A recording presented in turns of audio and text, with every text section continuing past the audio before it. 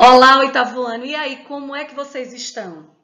Eu espero que vocês estejam bem. Afinal, chegamos na 31ª aula de português. E vou contar aqui para vocês que essa será a nossa última aula do ano de 2020, né? E que 2021 seja recheado de novidades, de coisas boas, para que possamos nos encontrar novamente em sala de aula, tá?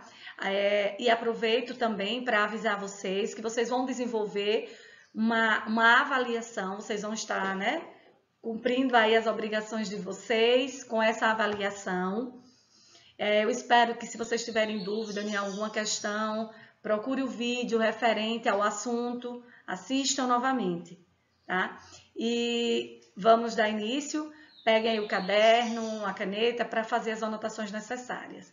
O assunto de hoje são vozes verbais. Então, vamos começar falando da voz ativa, né? As vozes verbais estão divididas em voz ativa, passiva e reflexiva.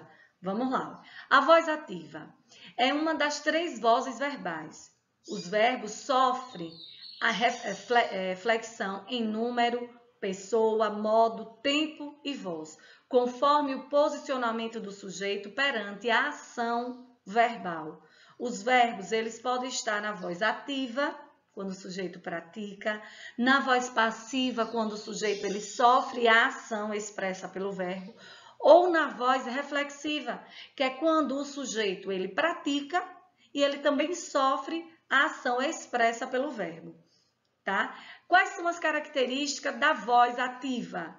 Quando é que é uma voz ativa? Quando o sujeito ele pratica a ação, né? A principal característica da voz ativa é que o sujeito gramatical é o agente da ação, ou seja, ele pratica a ação expressa pelo verbo, né? É praticada pelo sujeito, como eu já falei. Olha só, aqui eu trouxe um exemplo. Olha.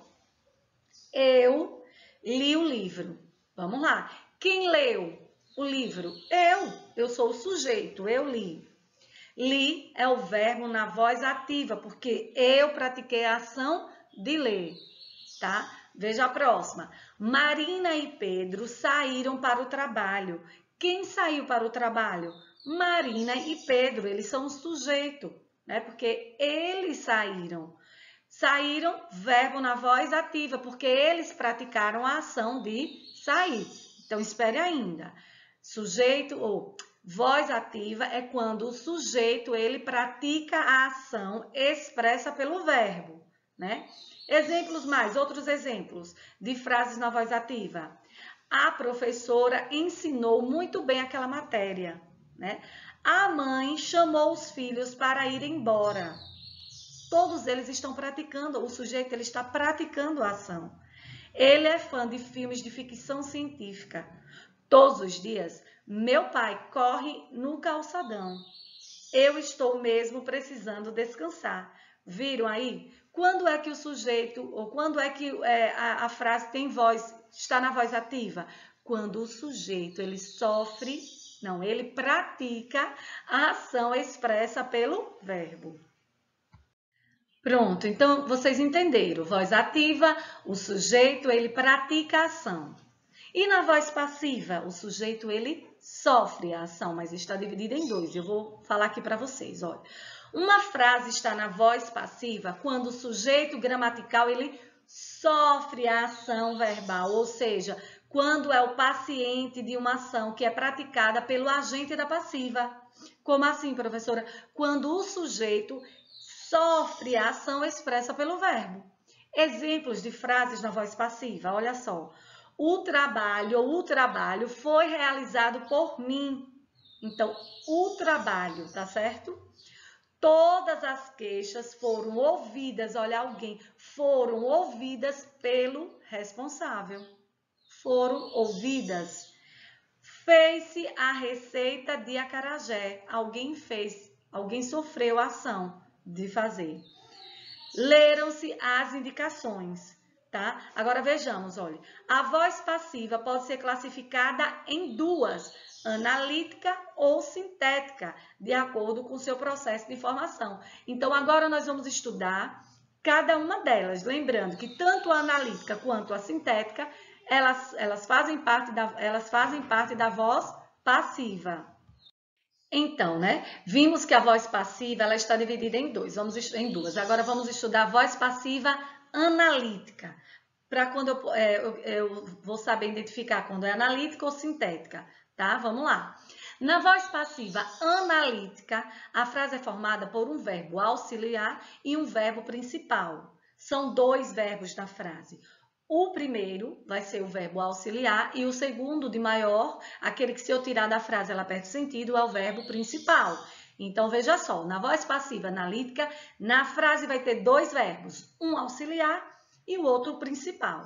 Normalmente é usado o verbo ser como verbo auxiliar. Como verbo principal, pode ser usado qualquer verbo transitivo que aceite complemento. Tá bom? A voz passiva analítica é construída da seguinte forma. O sujeito ele é paciente, o sujeito ele sofre a ação, mais o verbo auxiliar, o particípio, mais a preposição e mais o agente da passiva. Calma, vocês vão conseguir identificar. Analisou a frase, tem dois verbos, um auxiliar e um principal. Essa frase está na voz passiva analítica. Tá bom? A preposição utilizada para introduzir o agente da passiva é a preposição por, que pode aparecer também nas suas formas contraídas com artigos, pela, pelas, pelo ou pelas, tá ok? Exemplos de frases na voz passiva analítica, vamos lá. O filme foi visto por todos os alunos da escola.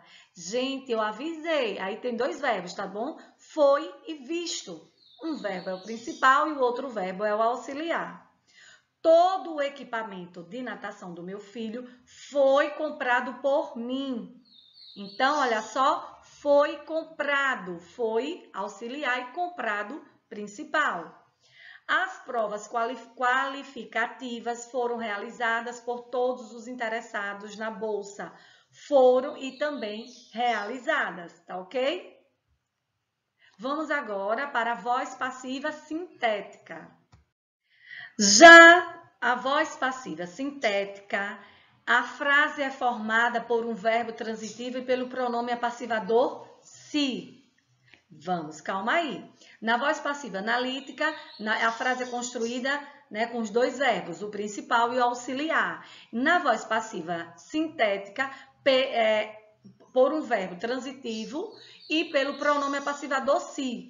O verbo transitivo ele pode ser conjugado na terceira pessoa do singular ou na terceira pessoa do plural. Quem é a terceira pessoa do singular? Ele. Quem é a terceira pessoa do plural? Eles, tá? A voz passiva sintética é construída da seguinte forma. Verbo transitivo, pronome se e sujeito paciente. Calma, vamos lá. Exemplo de frase na voz passiva sintética. Olha só, o pronome apassivador. Viu-se o filme. Comprou-se o equipamento de natação. Realizaram-se as provas qualificativas. Todas elas são sujeito, estão na voz passiva. O que muda aí é que vem o pronome apassivador se, então ela vai se encaixar na voz passiva sintética. Então, eu não coloquei para vocês a voz reflexiva, ou seja, quando o sujeito ele pratica e sofre a ação ao mesmo tempo. Aí vocês vão perceber, a garota cortou-se. Então, nesse momento, ela pegou a faca, ela praticou a ação e ela também sofreu a ação porque ela cortou, né? Cortou o próprio dedo ou a própria mão e aí vai, tá? Vozes verbais. Eu tenho um resumo que vocês possam estar aí anotando, olha. Voz passiva. O sujeito sofre a ação expressa pelo verbo.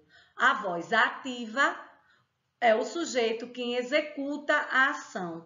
Já na voz reflexiva, o sujeito pratica e recebe a ação.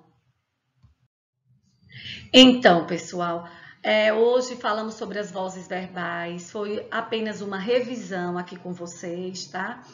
Lembrando que de 2020, essa foi a nossa última aula, viu? Eu quero aqui deixar o meu agradecimento a todos que curtiram, comentaram, compartilharam, desenvolveram de forma brilhante as atividades. E que 2021 seja um ano lindo, cheio de coisas boas, né? Que a gente possa estar na sala, curtindo aquele momento, né? Que vocês sabem como é maravilhoso, tá certo? Vou deixar aqui, vou ler essa mensagem para vocês. Que todos os bons sentimentos que o Natal traz preencham o seu coração, trazendo mais alegria para cada dia do ano e que você possa dividir tudo isso com pessoas especiais que fazem parte da sua vida. Feliz Natal! É isso que eu desejo. Tudo de mais lindo e especial na vida de cada um de vocês. Vou sentir falta, mas em breve, ó, tudo vai passar e a gente volta na sala de aula. Se assim Deus permitir, tá ok? Beijos no coração. Eu agradeço a cada mãe, a cada pai que estava presente, incentivando, tá? Tchau, fique com Deus e até a próxima.